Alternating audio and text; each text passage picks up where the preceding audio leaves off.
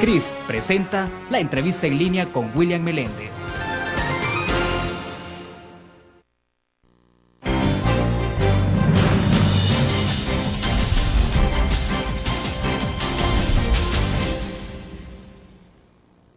Lunes 25 de abril de 2011, estamos de regreso después de la vacación de Semana Santa y esperamos que ustedes hayan disfrutado en familia. Saludos a los cibernautas que están con nosotros en el www.laprensagráfica.com. Iniciamos la semana colocando un tema de mucha trascendencia para este país, como es la evolución de la agricultura, el alto precio de los alimentos, el impacto en las familias que ya están viendo recortado el consumo de alimentos en casi un 13.5%, y también hablaremos del estado de los recursos naturales en nuestro país. Se encuentra con nosotros en nuestros estudios Amy Ángel, ella es gerente de la sección agrícola y medio ambiente de la Fundación Salvadoreña para el Desarrollo Económico y Social FUSADES. Amy, bienvenida, es un gusto. Muchas gracias, William. Es un ¿Ya placer estar descansada? aquí. Un poco. Un poco. Un poco, sí. Qué bueno, me alegra. Bueno, Amy, para comenzar, el precio de los alimentos está generando ya un fuerte impacto en los ingresos en la familia. De hecho, son algunos de los datos, entiendo que usted compartirá con nosotros en este momento. Pero, ¿qué es lo que tenemos ahora? ¿Es la repetición de un fenómeno similar a 2008 cuando se fueron arriba los precios de los alimentos? ¿O cuál es la característica de esta nueva crisis en el precio de los alimentos? Bueno, tenemos muchas semejanzas, en verdad. Tenemos una coincidencia de unos factores de clima en todo el mundo, sequías en algunos lados, inundaciones en otros, que afectó la producción de varios cultivos, especialmente los granos básicos y las oleaginosas que nos produce los aceites que usamos, ¿verdad? También tenemos ya otros impulsos que están sosteniendo este factor de precios. Por ejemplo, el costo del petróleo, que tiene dos vías de impacto. Primero, genera mayores costos de transporte de los productos, mayores costos de producción, porque los fertilizantes también provienen de fuentes naturales, como el gas natural, el petróleo. Claro, claro. Y también genera una mayor demanda para los biocombustibles. Entonces, más y más y más productos se van desviando hacia la producción de biocombustibles. Por ejemplo, en Estados Unidos, ahora el 37% del maíz se utiliza para producir etanol. Entonces, obviamente, se tiene un impacto en los mercados muy importantes. Luego también tenemos la recuperación económica mundial, que está generando mayor demanda para muchos productos, especialmente en la manera que van incrementando los ingresos, más especialmente en los productos lácteos y cárnicos que requieren granos para producirse. Por ejemplo, en Estados Unidos, por cada dólar nuevo de ingresos, se gasta unos 10 centavos en comida, mientras que en China, por cada dólar nuevo en ingresos, 40 centavos se gastan en comida. Entonces, el crecimiento económico en esos países genera una mayor demanda para los alimentos también. En algún momento, algunos analistas o articulistas han hecho la valoración de que todo esto también depende del hecho de que hay un creciente aumento de la clase media a nivel mundial. ¿Eso es correcto? Dicen, en la medida en que la clase media se está recuperando y va creciendo ese sector de clase media, pues hay más demanda de ciertos recursos. Bueno, no sé si lo podemos definir como clase media, pero definitivamente cuando las personas, especialmente de más pobres, tienen más ingresos, ellos gastan más en los alimentos. Entonces, eso definitivamente es parte de este fenómeno mundial que estamos experimentando. ¿Qué pasó en 2008? Se hablaba mucho de los commodities, de cómo el mercado especulativo que había estado en otros sectores, en otros rubros, se involucró en el tema de alimentos. ¿Hoy no tenemos eso o siempre es la continuación? Cómo no, y también este es uno de los ejes de mucha atención por parte, por ejemplo, de los G20, el presidente de Francia, del director de la FAO, está también viendo este tema del efecto de la especulación en los precios. Por ejemplo, en el mercado de Chicago para los granos, entre el 35 y el 55% de los contratos de granos están en manos de inversionistas que no tienen una vinculación directa con el cultivo o con el producto. Claro.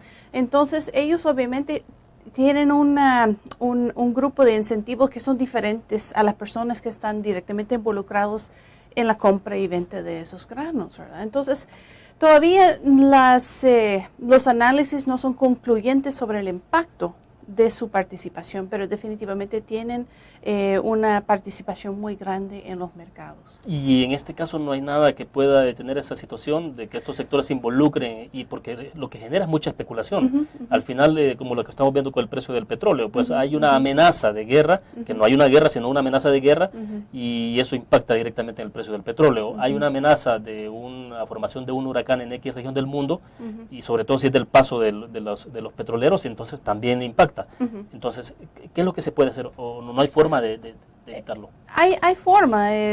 Yo creo que vamos a ver en los próximos meses y años si se quiere regresar a una situación de mayor regulación sobre la participación de especuladores en los mercados, es decir, inversionistas institucionales, otras personas que no tienen un interés comercial en el producto, como existió hace muchos años. Antes se limitaba la participación de esos inversionistas en los mercados. Entonces, posiblemente vamos a regresar a esa situación. Perfecto. Vamos a la pausa comercial. Cuando regresemos hablemos un poco ya más tratando de aterrizar sobre lo que está pasando en nuestro país y cómo el país se puede preparar ante esta situación que tenemos. Vamos a la pausa.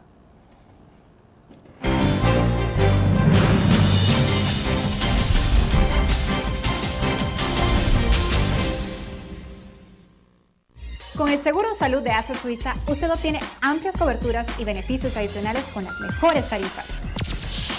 Crédito por hospitalización. Maternidad como cualquier otra enfermedad. Plan dental. Cobertura para trasplante de órganos. Seguro de vida. Coberturas para las complicaciones de recién nacido y enfermedades congénitas. Beneficio de desempleo para el pago de las primas de seguros. Nuestro seguro de salud le permite acceder a servicios de la más alta calidad y de forma inmediata. ASE Suiza asegura su tranquilidad.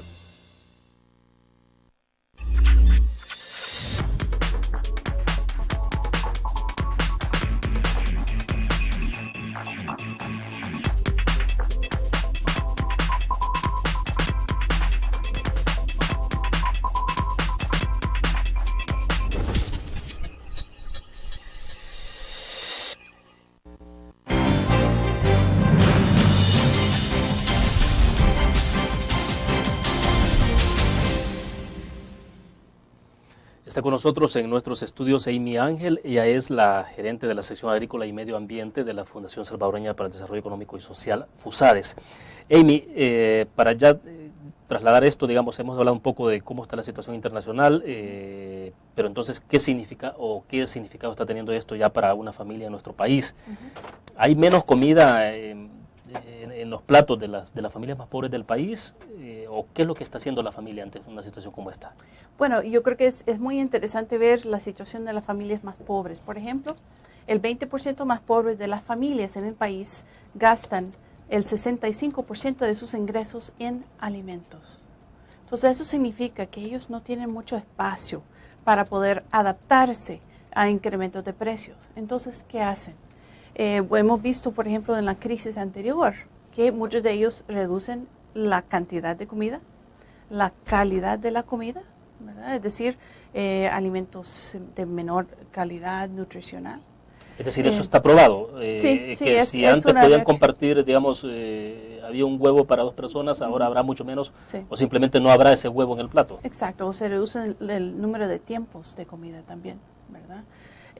También tomen otras medidas que también tienen efectos negativos. Por ejemplo, pueden vender activos que tienen y eso afecta su capacidad productiva para el futuro.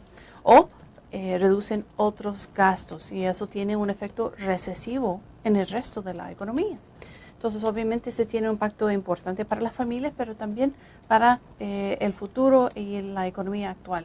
Es importante acordar que hemos progresado mucho en reducir la desnutrición, pero esto podría revertir parte de ese progreso. Ahora, con el 65% de los ingresos destinados a alimentos, realmente las familias más pobres no tienen márgenes ante una situación como esta. Así es, exacto. Y por eso ellos están forzados a tomar esas decisiones muy difíciles, pero necesarias, especialmente en la reducción en su nutrición a la familia.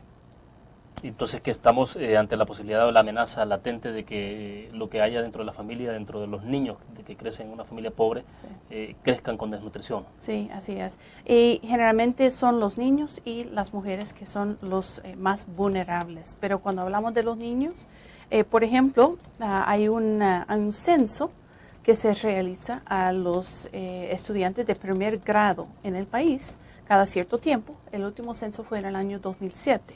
Es decir, iniciando esta penúltima crisis de alimentos. Y en ese censo se encontró que todavía un 15.5% de los estudiantes de primer grado tenían un retardo de talla, es decir, que estaban más bajitos que a lo que deben ser por su edad. Eso indica una desnutrición crónica, es decir, que por mucho tiempo no habían recibido una alimentación adecuada. Todavía 15% en el año 2007. Esa es una reducción importante desde hace varios años, ¿verdad? Se ha realizado este censo varias veces y eso es positivo. Sin embargo, todavía tenemos una brecha urbana-rural. La desnutrición en el área rural es mucho más alto que en las áreas urbanas. ¿Y qué hace la diferencia? Porque uno pensaría que en el área rural de repente puede haber mucho más disponibilidad de alimentos, es decir, una familia aún con bajos recursos tiene posibilidades de criar sus gallinas, algún cerdo, y no en el área urbana. ¿Cuál es la diferencia? Lamentablemente no todas las familias tienen esa posibilidad. Los más pobres de las áreas rurales son los trabajadores agrícolas, que no necesariamente tienen acceso a tierra para cultivar. Estamos hablando de jornaleros. Jornaleros, exacto. Ellos son el grupo más pobre de los pobres en el área rural. Entonces, lo que hemos visto, por ejemplo, en áreas donde hay menor espacio para cultivar granos también, tenemos mayores tasas de retardo de talla. Por ejemplo, en algunos municipios tenemos arriba del 30 y 40% de los niños con retardo de talla. Y el ganador lamentable de ese concurso fue Tacuba, con 48% de los niños con retardo de talla. O sea, sigue siendo Tacuba, porque sigue siendo. En 2007, es sorprendente sí. Porque Tacuba tiene muchos años de estar en esa lista. Sí, así es. Y sigue estando ahí. Sigue estando. Aunque obviamente este es un fenómeno que requiere años de trabajo para mejorar las economías y el acceso a alimentos. Ahora, ¿cuáles son las repercusiones, Amy, que tiene para los niños el hecho de que no estén bien nutridos? Usted me decía la talla, pero ¿qué otro tipo de repercusiones tiene para un pequeño? Realmente las consecuencias son muy graves. Por ejemplo, un niño que no recibe una buena alimentación, cuando llega a la escuela no va a poder aprovechar plenamente su educación, porque no ha podido desarrollar la capacidad intelectual por la falta de buena nutrición. Y entonces es un estudiante que no va a ser sobresaliente, que probablemente va a dejar la escuela, no va a encontrar un trabajo muy bien remunerado y entonces va a seguir en este ciclo de la pobreza. Entonces es muy importante que se puede romper ese círculo vicioso de la pobreza que involucra también el tema de la desnutrición. Me interesa que en el próximo segmento comparta con nosotros un poco sobre los costos de la canasta básica alimentaria, porque hay algunos indicadores ya también y tener una idea clara de qué ha significado, en qué se traduce esto. Vamos a la pausa.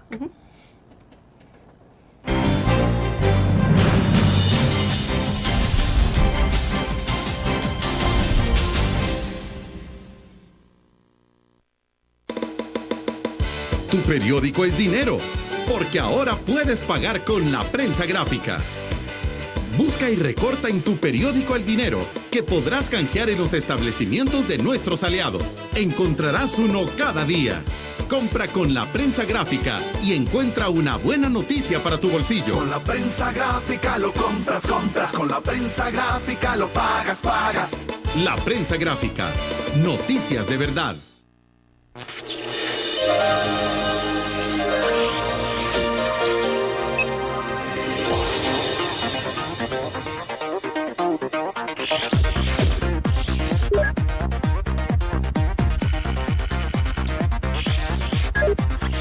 Estimulamos tus sentidos para que leas, veas, escuches e interactúes con la verdad. LPG Multimedia.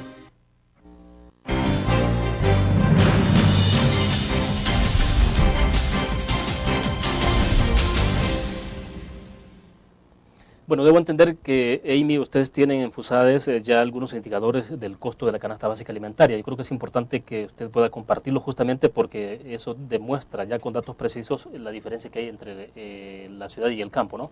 Exacto. Entiendo que algunas estadísticas se tienen hasta febrero. Sí, así es. Nosotros utilizamos los datos que genera la DIGESTIC del Ministerio de Economía, ¿verdad?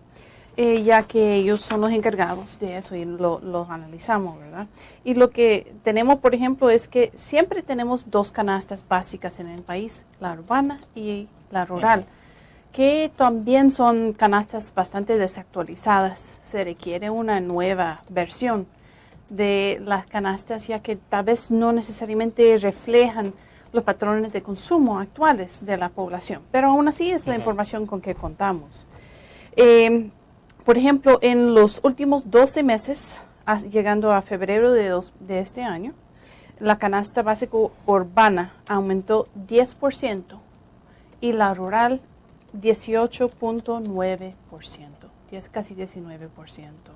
Entonces, cuando acordamos de esas familias más pobres que gastan la mayor parte de sus ingresos en alimentos, un aumento de 19% en el costo de alimentarse es difícil de absorber. Entonces, si una familia en el campo dedica el 65% de sus ingresos a alimentos, con un incremento de casi el 20%, significa que tendrá que gastar casi el 75%, ¿o qué porcentaje sería entonces? Tendría que absorber, sí, en un 20% de 65%, son unos 15%. Entonces, tienen que absorber ese efecto, casi llegando a 80%, ¿verdad? Y estamos hablando de que solo le queda un 20% para entonces, ¿para Sí. qué? Para pagar, ¿qué sería?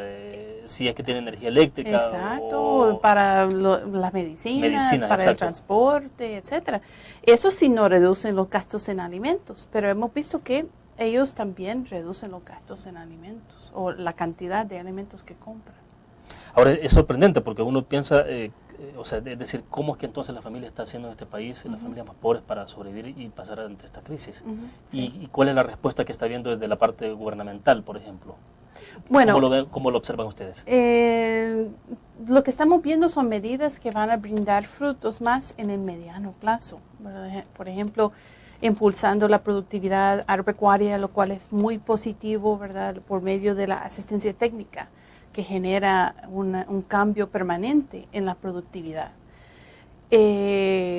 Otra medida son los paquetes, que realmente tienen otra dimensión que tal vez podemos retomar más adelante, pero las medidas son de mediano plazo, mientras que en el corto plazo no estamos viendo muchas acciones.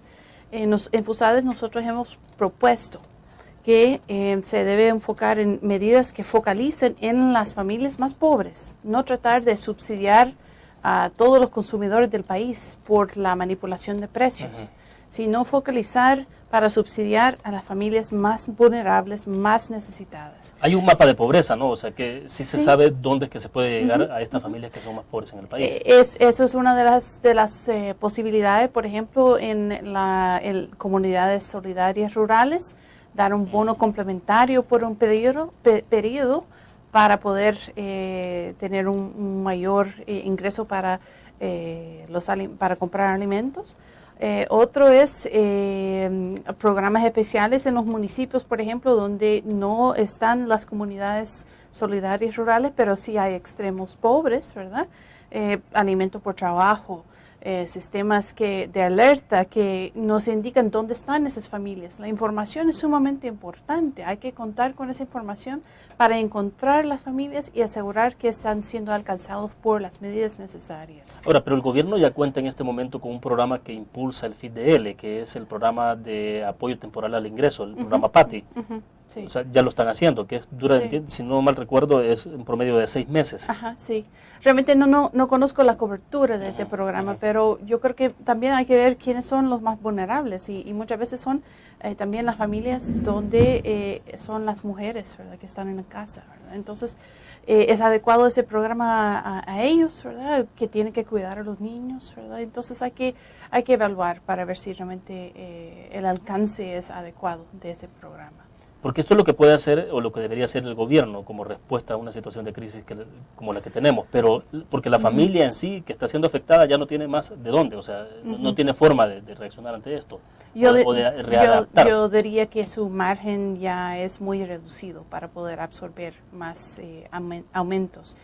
Y creemos que tal vez ya hemos llegado al pico de los precios. Por ejemplo, en los precios mundiales incluso bajaron un poquito en marzo de este año. Y los precios nacionales han estado altos, pero relativamente estables ya por varios meses. Entonces, puede ser que ya hemos llegado al pico y no debemos esperar más aumentos en los granos. La excepción serían los productos pecuarios, las carnes y los lácteos y los huevos, porque esos todavía están absorbiendo los mayores costos de alimentos para los animales, mayor costo de soya, de maíz. Entonces tal vez todavía vamos a ver algunos aumentos en esos productos. La orientación que se intenta dar en algún momento, por ejemplo, para las familias rurales, cómo tener en lo que tiene que ver más con la economía familiar, de cómo echar a andar ciertos programas muy de abastecimiento, pero de autoabastecimiento, pero muy familiar, ¿eso es posible? ¿O cómo se puede plantear esto? Yo creo que eso es muy positivo. El plan de agricultura familiar tiene algunos componentes que yo creo que pueden servir mucho a la agricultura del país. Especialmente cuando vemos los programas para apoyar a los productores de subsistencia por medio de sus familias, ¿verdad? Que realmente es una empresa familiar en pequeño, por medio de la asistencia técnica focalizado hacia ellos. Es un programa que está iniciando, no cuenta con muchos recursos frescos porque se ha utilizado tantos recursos en los paquetes agrícolas. Sin embargo, es el tipo de acción que es necesario para ayudar a esas familias. Ellos pueden producir para su propio consumo, pero la idea es que van más allá de eso, que logran una producción que puede comercializarse, que logran diversificar sus ingresos y así poder entrar a la agricultura familiar comercial.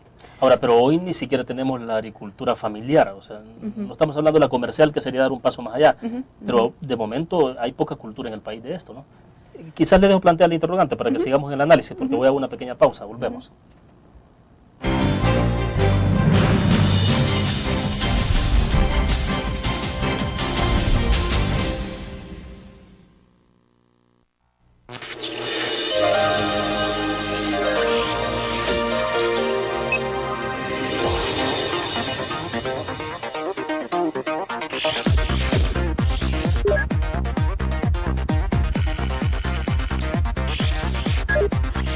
Estimulamos tus sentidos para que leas, veas, escuches e interactúes con la verdad. LPG Multimedia.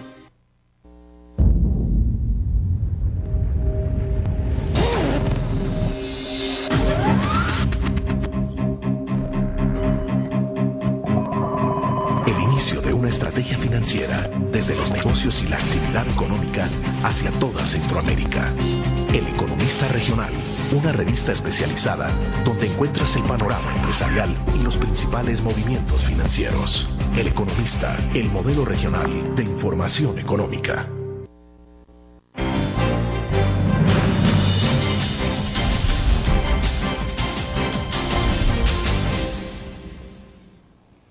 Amy, le dejaba plantear la interrogante hace un momento de un poco de la preocupación que localmente tenemos, y es el hecho de que a veces ni siquiera para la economía familiar, para la producción familiar se tiene. Antes era muy frecuente que todos los campesinos, todos los agricultores en el país producían para su consumo interno propio, familiar, y luego había un excedente que se ponía en el mercado, pero hoy parece que ha disminuido bastante eso, ¿no? Bueno, yo creo que hay que ver que el hecho de que todavía está muy presente ese sistema, que todavía un alto porcentaje de los granos con que contamos son producidos por agricultores de subsistencia. Entonces todavía existe ese modelo, es muy fuerte en mucha parte. Sin embargo, para otros productores el incentivo ya es muy reducido. Los precios reales de los granos básicos en los últimos 20 años se han tendido a reducirse. Entonces, lo que ellos pueden recibir por su producción que venden, ya no lo perciben como de mucho valor, ¿verdad? Que de poco ingreso. Claro, porque un agricultor hace cuentas, cuánto lo que gasta en abono, en fertilizantes, plaguicidas, insecticidas y lo demás, y dice, bueno, ¿y cuánto me cuesta el quintal ya cuando lo pongo en el mercado? O sea, no cuadran. Así es, exacto. Y cuando incluimos el costo de su mano de obra, Sí, claro. muchas veces ellos saldrían perdiendo, Exacto. ¿verdad? Si pagaba ese mano de obra. Pero también es muy importante ver cómo ellos pueden mejorar esa situación, y es por medio de la diversificación. Ellos siempre pueden producir para su propio consumo, pero empezar a dedicar parte de su terreno a otras actividades.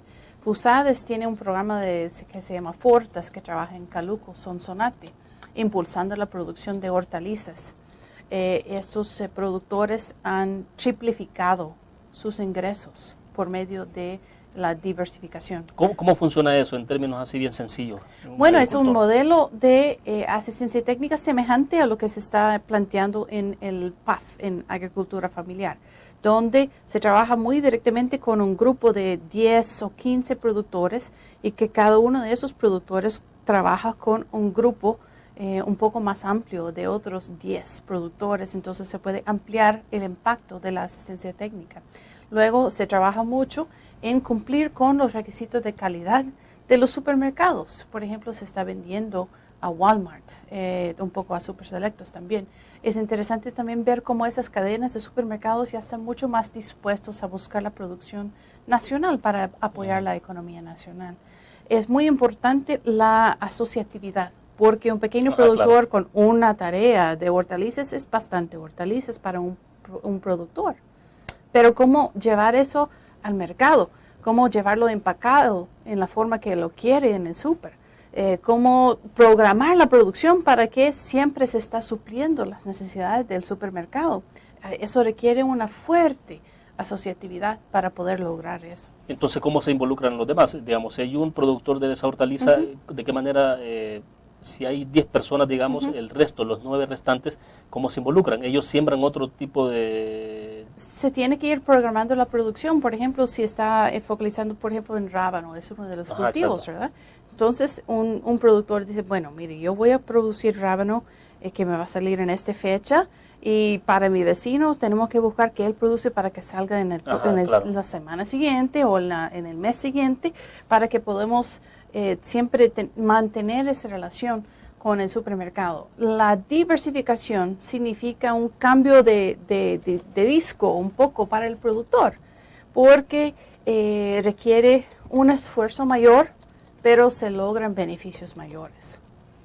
Y eso implica, se establece un fondo común. ¿Cómo se hace, por ejemplo, con la comercialización? Cuando ellos ya tienen el producto, lo llevan al mercado y lo venden, ¿hay un fondo en común de que se reparten dividendos de las ganancias? Hay dos formas. En la experiencia puede ser que es la asociación que vende el producto, entonces la asociación reparte las utilidades de esa venta.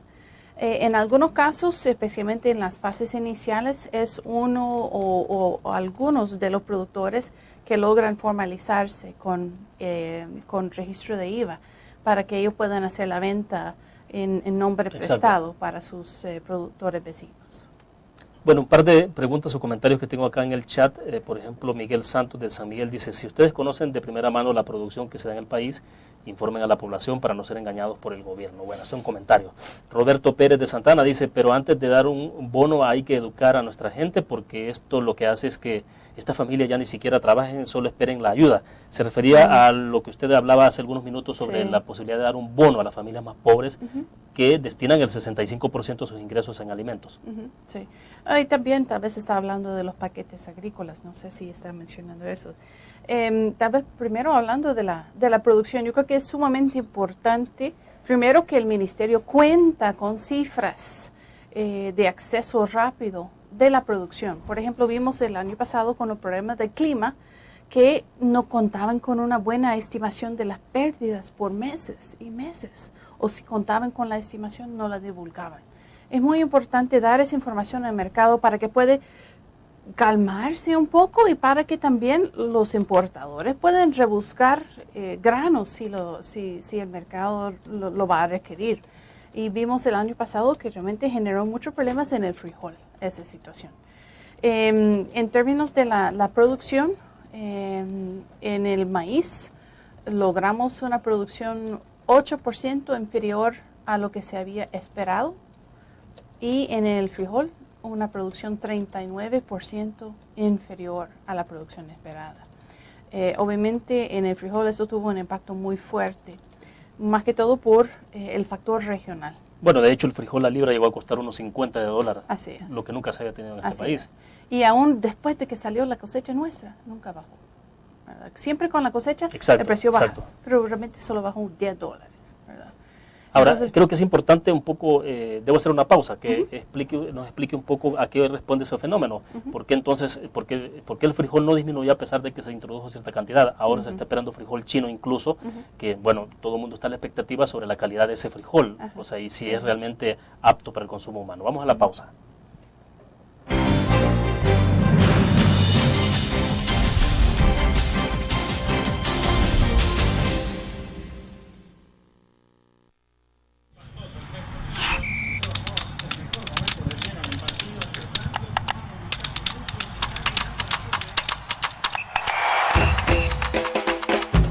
La emoción del deporte está en www.elgráfico.com.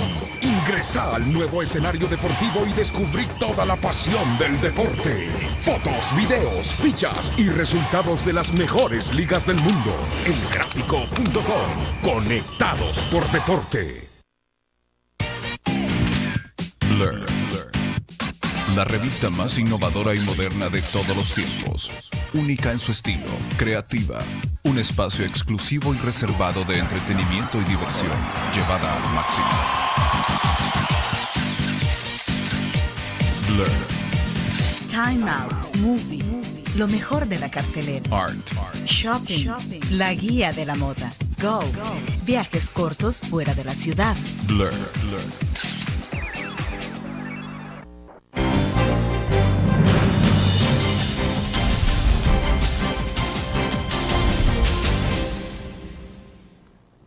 Bien, nos está escribiendo Julio Guevara desde Calgary, Alberta, en Canadá. Dice, ¿qué está haciendo el gobierno para reducir los costos de insumos en la producción agrícola? Bueno, creo que es un planteamiento interesante y que tiene que ver con todo esto del costo de los abonos, las semillas, todos los fertilizantes. Pero bueno, explíquenos usted. Bueno, yo creo que por un lado los fertilizantes es muy difícil. Si bien es una estructura oligopólico de la venta, ¿verdad?, en el país, por razones de escala, porque somos un país pequeño, y unos alegan que tiene un comportamiento que es de una competencia desleal, ¿verdad?, que cobran mucho más que lo debido. Todavía no tenemos una buena forma para combatirlo. La mejor forma es por medio de la asociatividad, que los productores se agrupan para las compras, y eso puede reducir sus precios, porque pueden negociar un mejor precio, y también para la compañía de fertilizantes es más fácil la logística para la entrega del producto. Entonces, esa es una de las formas. Eso realmente es todas las medidas que se está tomando en términos de fertilizantes. El gobierno está impulsando la siembra nacional de semilla de frijol y también en menor grado de maíz. Eso para depender menos en la compra externa de la semilla. Es una medida muy positiva, es un programa que no genera mucha distorsión, porque más que todo es asistencia técnica que se está dando a los productores. Estamos hablando de producción de semilla que no va destinada a la alimentación, sino a seguir produciendo en el país. Exacto. Para no tener que comprarla en los centros comerciales. Exacto. Y entonces eso es una medida muy positiva también. Luego tenemos la situación de los paquetes agrícolas, que es un tema complicado, porque uno entiende que un productor quiere un paquete, ¿verdad?, porque es un apoyo económico para la familia, ¿verdad? Es una reducción en lo que él tiene que gastar, claro, por ejemplo. Sin embargo, no genera un cambio palpable en la producción ni en la productividad. Es decir, que el productor rebuscaría la forma para producir sin el paquete. ¿Por qué está pasando eso? Porque uno esperaría, bueno, si se les está dando a todos los agricultores facilidades, un paquete, bueno, no están pagando, sino que es un incentivo de gobierno. ¿Por qué no se por varias razones. Primero, el paquete no es completo, no incluye todos los insumos. Segundo, no cubre todo el área de producción, ¿verdad?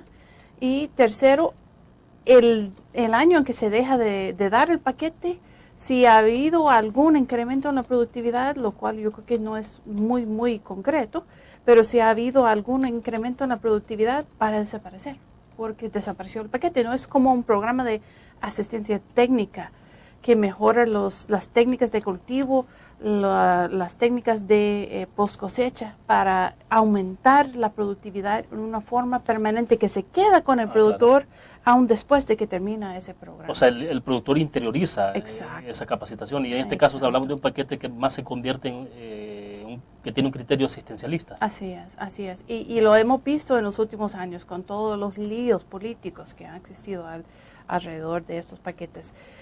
Yo esperaba que esta administración iba a tomar la decisión muy difícil, pero importante, de ir reduciendo el número de paquetes, que vamos a ver en los años siguientes qué sucede con esos paquetes.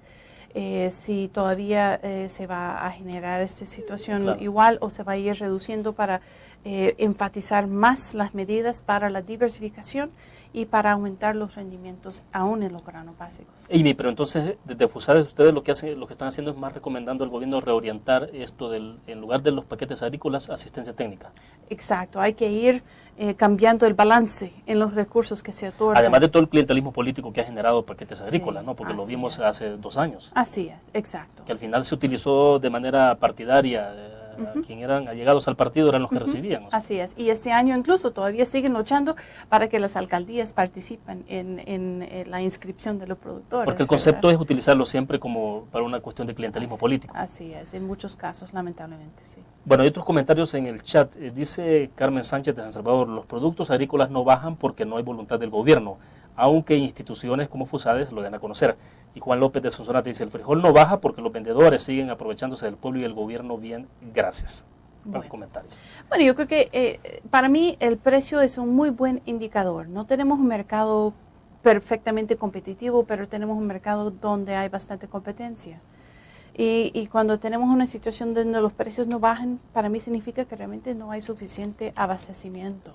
En el caso específico del maíz blanco, por ejemplo, lo que tenemos es pérdidas en El Salvador, algunas pérdidas en Honduras por una plaga que ellos han tenido. También una situación en Estados Unidos donde desde mediados de febrero, no se ha cotizado maíz blanco para exportación porque no ha habido suficiente. Entonces, no hay suficiente producto y entonces eso ha generado el alza en el maíz blanco. En el frijol, lo que tenemos también es la misma situación. Un frijol, pérdidas en El Salvador, pérdidas casi iguales en Honduras y Nicaragua, ¿verdad? Entonces, como es un frijol muy particular, con un mercado limitado, eso genera un efecto aún más grande en el precio. Tenemos un precio más del 100% superior al año pasado. Y es porque no hay frijol. Aún Honduras y Nicaragua han limitado los permisos para la exportación. Y lo que estamos viendo son algunos fenómenos muy interesantes. Uno ve más presencia de frijol negro en el mercado, primero. Incluso se ha rebuscado para importar frijol negro de Etiopía por parte de una de las industrias. Y luego todas esas búsquedas de frijol rojo en todo el mundo, ¿verdad? Incluyendo el famoso frijol chino, que todavía estamos esperando para conocer. Exacto. Ustedes no tienen referencia de qué pasa con el frijol chino ni la calidad de este frijol. No, exacto. Es imposible para FUSADES saber de qué calidad de frijol estamos hablando, bueno, si es que viene. Tratamos de usar un poco de información que podemos conseguir en el MAC, pero yo creo que hasta que hay un anuncio público sobre que ese frijol ya está aquí y está en el mercado, vamos a poder conocer su calidad, si los consumidores lo van a aceptar. También es interesante el tema de cómo se va a vender ese frijol, ¿verdad? Y la cantidad de frijol. Claro.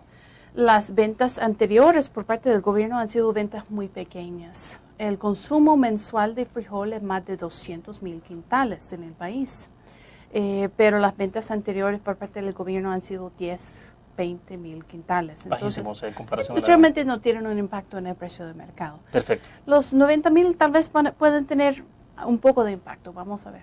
Bien, vamos a hacer otra pausa comercial y volvemos con más.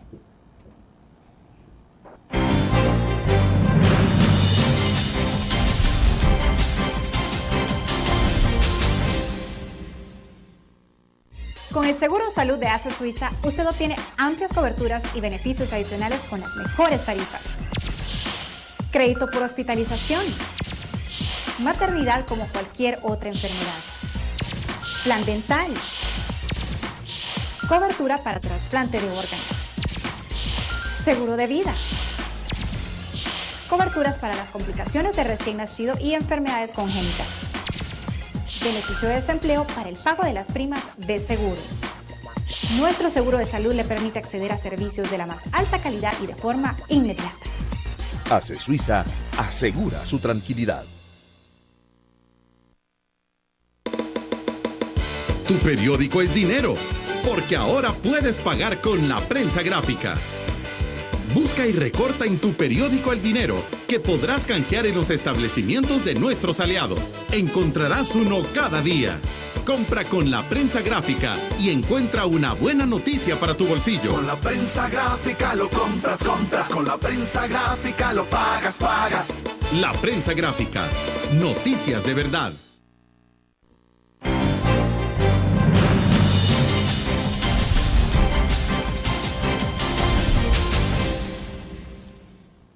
Bien, veremos qué nos dice Alberto Romero, nos está escribiendo en el Facebook. Los gobiernos de arena se acabaron la agricultura y este gobierno sigue con la misma tendencia. No se ve solución alguna sobre la problemática agrícola. Es más, dice él, me atrevería a decir que está rumbando este tema peor que como lo hicieron los areneros. Si no vean, salieron del mercado centroamericano y fueron a dejar los dólares a China. Justamente hablando del caso del frijol chino que todavía no llega y está todavía pendiente, ¿no? Así es. Sí. Aunque yo creo que ya lo hicieron por necesidad, porque honestamente no encontraba suficiente frijol rojo en el mercado regional o los países vecinos no permitían la exportación. Bueno, otros comentarios. Dice Salomón Carrillo, decía un premio Nobel de la Paz, para hacer producir la tierra hay que internarse en ella, ensuciarse las manos y sudar. Sí. Es el único lenguaje que entienden las plantas y los animales, pero para ellos, dice, es volver a amar la naturaleza, es una mística que se ha perdido. Protejamos la naturaleza y los animales como acumuladores y distribuidores de la vida. Luego Néstor Reyes dice, en un futuro cercano el hambre y el crimen podrían ser principales causas de muerte en El Salvador. Y Francisco Jacobo Pérez López, solo el hambre todavía se resiste, pero ya no falta mucho para caernos encima. Bueno, hay un poco de preocupación de la gente por lo que puede derivar esto en el futuro, ¿no? Sí. Y ese primer comentario es unas palabras del Dr. Norman Borlaug, que incluso vino al país, ya murió hace un par de años, vino al país varias veces para diferentes eventos y tuve el placer de conocerle. Realmente es un señor que hizo mucho para la agricultura, pero ese espíritu de buscar las soluciones en la tecnología, eso es lo que él promovió con la búsqueda de variedades mucho más productivas del trigo en México, que inició lo que se llamaba la Revolución Verde. Y yo creo que eso nos indica la importancia de la tecnología, de las buenas prácticas de cultivo, de las buenas prácticas de post cosecha, de las medidas de conservación de suelos, ¿verdad?, que también son tan importantes en El Salvador. Si queremos generar un aprecio para la agricultura también, tiene que ser una agricultura que los jóvenes lo ven como una oportunidad económica. Estamos viendo más interés en ellos para los cultivos no tradicionales, para las hortalizas y frutas, pero todavía tenemos un reto grande para incorporar a los jóvenes en la agricultura en el país, ya que la edad promedio de los productores actuales es arriba de los 50 años y entonces muy pronto van a dejar de estar involucrados en la producción. O sea, lo que tendremos es toda una generación que ya no le va a interesar totalmente en nada la agricultura. Exacto. Y no habrá entonces quien haga producir la tierra en este país. Exacto, así es. Entonces pueden haber muchas buenas oportunidades para los jóvenes, especialmente que ellos han tenido más oportunidades para estudiar, ¿verdad? Y podemos ver cómo ellos pueden incorporarse a las actividades agropecuarias del país. Y hay programas que se incluyen también en el programa de agricultura familiar dedicado especialmente a los jóvenes, que va a ser muy interesante ver qué se logran con esos programas. Amy, pero volvemos al punto, es decir, también la agricultura debe ser un poco rentable, es decir, que la gente tenga facilidades de recuperar algo de dinero de lo que invierte y no solo eso, sino que tenga cierto margen de ganancia. Así es, exacto. Y por ende la importancia de la diversificación, de la asociatividad, del procesamiento del valor agregado a los cultivos también. Bueno, vamos a ver otros comentarios. Dice Andrés Cruz de San Miguel, esos paquetes que da el gobierno solo es para la foto, no para ayudar realmente a los productores. Marta Rodríguez de San Salvador, aún con un sacrificio podemos pagar el frijol nuestro, pero no la burla del frijol que el gobierno vendió a 50 centavos, que es más duro y sin sabor. Bueno, que tiene que ver también con lo que hablamos un poco, ¿no? Sobre la costumbre que tenemos de consumir cierto producto, de cómo se prepara y todo esto. Y el consumidor salvadoreño es muy exigente en su frijol, eso sí, definitivamente. Yo creo que va a ser interesante ver el impacto de los 90,000 quintales que vienen en algún momento de China. 90,000 quintales, que sería parte de que cubriría parte de los 250,000 de cubriría consumo menos anual. de medio mes, menos de medio mes. Eso es lo que alcanzaría. Sí, sí. Entonces todavía nos va a hacer falta más frijol. Creo que todavía vamos a enfrentar precios altos. Viene una pequeña cosecha muy pronto de Nicaragua, pero no sabemos cuánto acceso vamos a tener de esa cosecha en Nicaragua. Yo creo que debemos esperar seguir con los precios altos hasta la próxima cosecha y primero Dios vamos a tener una buena producción. Ahora, pero el país ante una situación de crisis tampoco estamos preparados, porque recuerdo que hace 2 años o menos de 2 años el caso de Nicaragua, que incluso se vio obligado a cerrar la exportación de frijol. Por situación interna, que tenían crisis por las lluvias y todo eso. Honduras se vio una situación también igual. Exacto. Traer frijol desde China continental tampoco es barato, pues. Sí, no, pero ellos tienen reducidos costos de producción, entonces no sabemos exactamente el costo de ese frijol, aunque el gobierno dice que lo va a vender a los 75 centavos, como era el precio de las últimas ventas. Y en esta oportunidad, Honduras y Nicaragua siguen restringiendo las exportaciones porque ellos también enfrentan una escasez en su país, ¿verdad? Entonces yo creo que vamos a ver un frijol que va a venir a suplir parte de las necesidades del mercado, pero no debemos esperar que va a haber una reducción importante. Interesante ver la forma en que los consumidores van cambiando sus preferencias en el consumo, ¿verdad? A ver si esto nos lleva a reducir el consumo de frijol rojo y tal vez empezar a consumir más frijol negro, como hacen en Guatemala. Perfecto. Vamos a otra pausa al cierre de la entrevista en línea. Hay un tema que me interesa y es que tiene que ver esto con el consumo de leña en nuestro país a propósito de la focalización del subsidio del gas. ¿Qué está pasando en El Salvador o qué puede pasar en los próximos meses o años? Volvemos.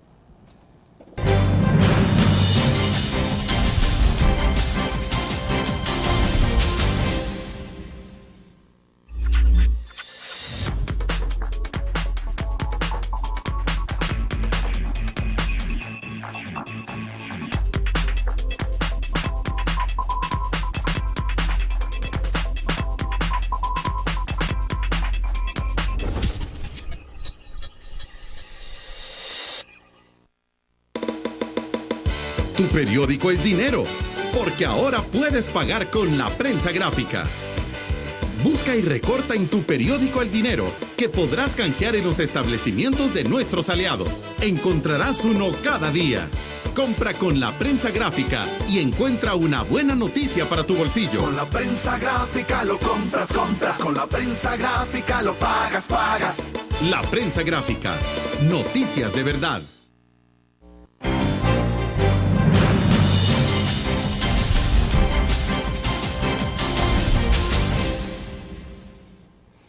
Amy, esto de la focalización del subsidio al gas ha traído algunas consecuencias bastante lamentables. Ya vimos el impacto que se ha tenido en la canasta básica, en tanto, por ejemplo, las tortillas, las incrementaron, les duplicaron el precio de 5, pasaron a 10 centavos. Sí. Y luego la otra vertiente de impacto que está teniendo esto es en el tema del consumo de la leña. Realmente es verídica la preocupación que hay de que se vaya a incrementar el consumo de leña en el país, digamos, bueno, justamente los más pobres de los pobres en este país. Si decimos que destinan el 65% en alimentos de sus ingresos, tampoco van a comprar gas propano, pues tendrán que conseguir leña. Entonces, ¿qué es lo que tenemos? ¿Cómo hacer frente a esta situación? Todavía teníamos bastante consumo de leña, ¿verdad? 25% de los hogares en el año 2009, según la encuesta de hogares, estaban utilizando leña, 25%. Y 55% de los hogares rurales. Entonces, todavía teníamos mucho consumo de leña en el país.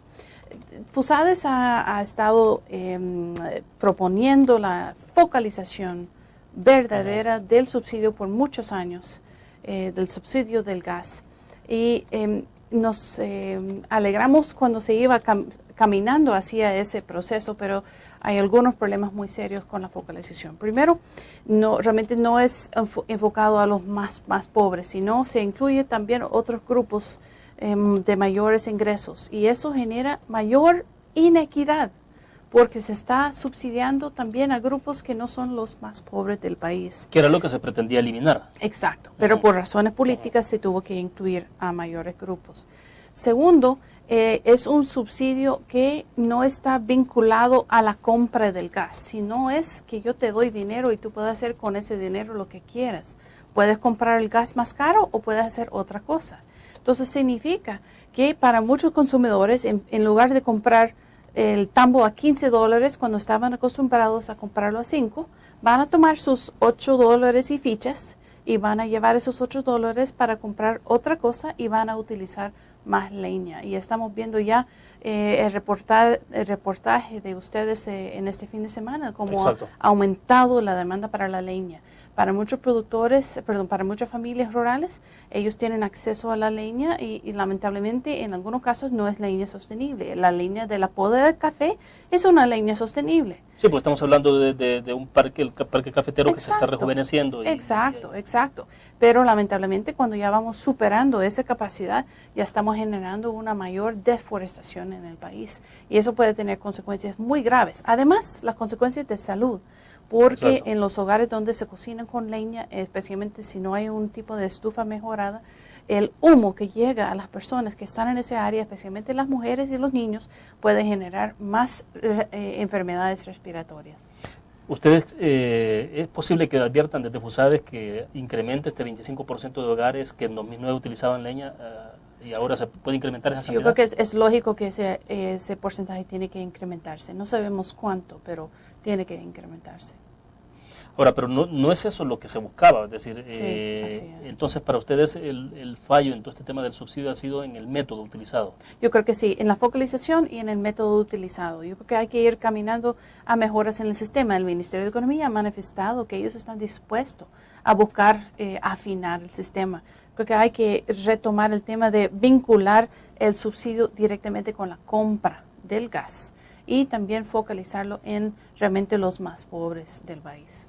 ¿Será que vamos a ver de parte de FUSADES más adelante algún estudio específico sobre este tema del subsidio y de las consecuencias, los impactos que está teniendo en todos esos niveles? Porque son diferentes enfoques. Uno es el tema de exclusivo medio ambiente que tiene que ver con la leña y el otro es el impacto en el bolsillo de la población. Exacto. Yo creo que por el lado del impacto económico ya tenemos un colega que está viendo el tema. Para el tema de la leña realmente no vamos a tener una buena cifra hasta que contamos con el uso de leña en 2011 en la encuesta de hogares, lo cual va a salir en mayo de 2012. Bueno, perfecto. Se nos agotó el tiempo. Amy, le agradezco que haya compartido con nosotros. Muy gentil. Muchas gracias, William. Es un placer estar aquí. Yo creo que ha sido un tema de suma importancia para el país. Bueno, perfecto. Le reitero el agradecimiento. Nos vemos mañana, siempre a la misma hora. Estará con nosotros en nuestros estudios un representante de ACETCA, el ingeniero Vanegas, para hablar del impacto que está teniendo el alto precio de los combustibles en todo el tema del transporte. Nos vemos mañana.